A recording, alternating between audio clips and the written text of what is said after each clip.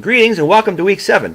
Now, most of you, I suspect, come from a Christian background, so you may be fairly familiar with Christianity. But as you go through these next 2 weeks, several questions may arise because Christianity, even though in some ways it's simple to understand, it's a very complex religion.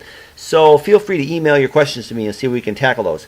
Well, as we start talking about Christianity, I want to briefly overview the 4 Gospels because they provide a sense of harmony regarding the 4 themes regarding who Jesus is. But then I also want to talk briefly about the Nicene Creed. So, the 4 Gospels. First of all, we have Matthew, which presents Jesus as the Messiah and the King for the Jews. It's a great link between the Old Testament and the New because it shows Jesus as the one who fulfills dozens of Old Testament prophecies. And in doing so, he is the one who fulfills the law. Therefore, he qualifies to be the Messiah and the King for the Jews. Secondly, we have Mark, which shows Jesus in a completely different mindset for the Roman audience. Now, in Rome, it was a very politically oriented structure with great sense of authority of the Roman people, and most people saw themselves as servants in that society. So Jesus is presented in Mark as a servant. In Mark 10:45, it tells us that he came not to be served, but to serve, and to give his life as a ransom for many. So Jesus is the Son of God, presented there by Mark, who was a traveling companion with Paul. He's presented as a Son of God. Everyone was a son of someone in that culture, and Jesus was the Son of God.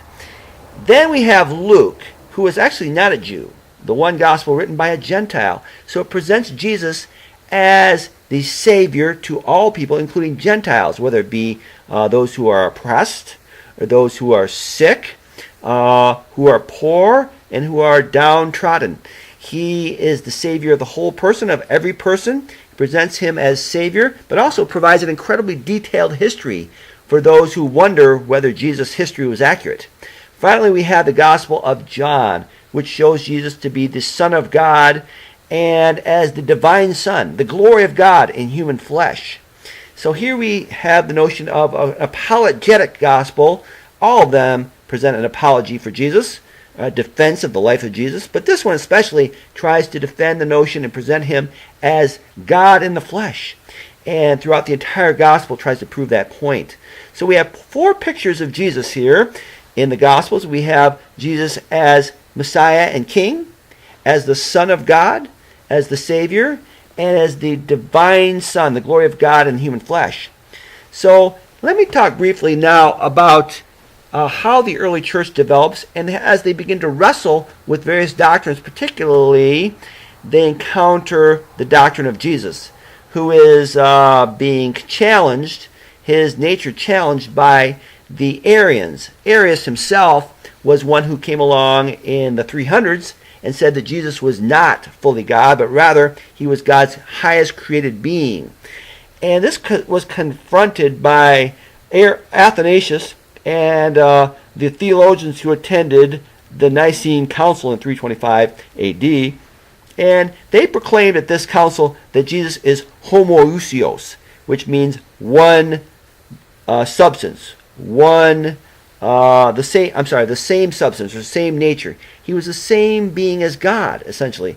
Whereas Arius said he was homoousios, inserting the iota into the middle of that word, thereby saying he was just similar, only similar to God. The theologians at the Nicene Council proclaimed that he was indeed God and human at the same time. Well, this is an overview of the Gospels and of the Nicene Creed, so feel free to email me and we can talk further about Christianity and the early Christian faith.